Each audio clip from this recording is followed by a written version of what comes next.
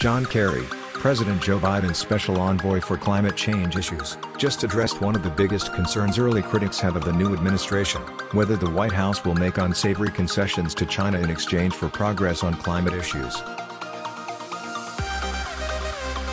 In a Wednesday afternoon press briefing to release the administration's new climate change executive orders, Kerry answered that question definitively: no. Obviously we have serious differences with China, the envoy said during the White House briefing, citing Beijing's theft of intellectual property and aggression in the South China Sea as examples.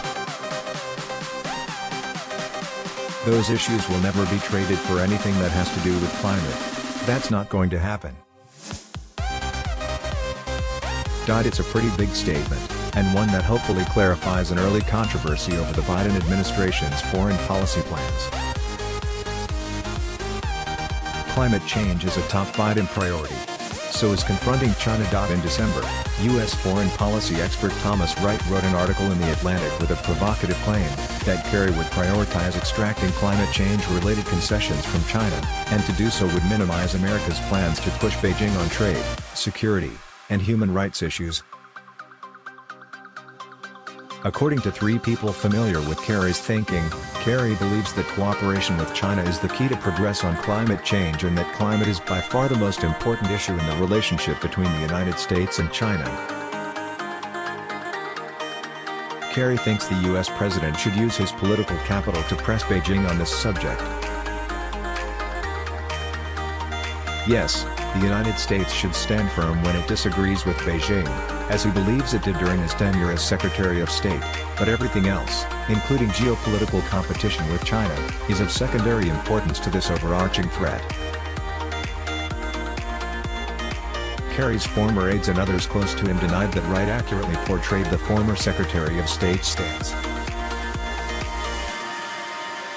Still, it led many in Washington, D.C.'s foreign policy expert community, especially those on the right, to preemptively worry the incoming Biden administration would be softer on China to make climate change progress.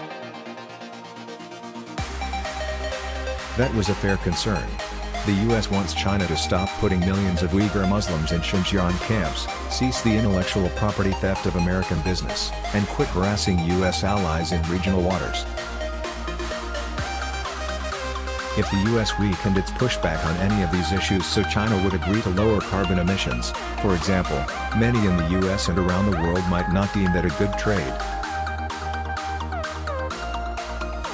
But the climate envoy has now stated such fears are overblown. The Biden administration will seek both to compete with China on myriad issues and work with it to reverse climate change's effects. It's unclear if that approach will work, and the White House could face a future scenario where it would consider trade-offs. Criticism might be warranted then. For now, Kerry is clearly trying to put an end to an early controversy about his own views, and Biden's foreign policy in general.